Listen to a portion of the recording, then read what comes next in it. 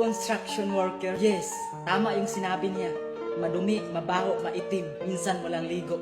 Pero kumikita kami sa marangal na trabaho. Yes, tama nga kayo. Mabaho, maitim, minsan walang ligo. Ang tanong, kung walang construction worker, may matutulugan ba kayo? May maganda mang paaralan at daanan? At mga building at gusali? Alam nyo, sa sobrang swerte nyo, mga construction worker na nagsakripisyo, huwag mapanghusga ng tao kung ano ang kanyang trabaho.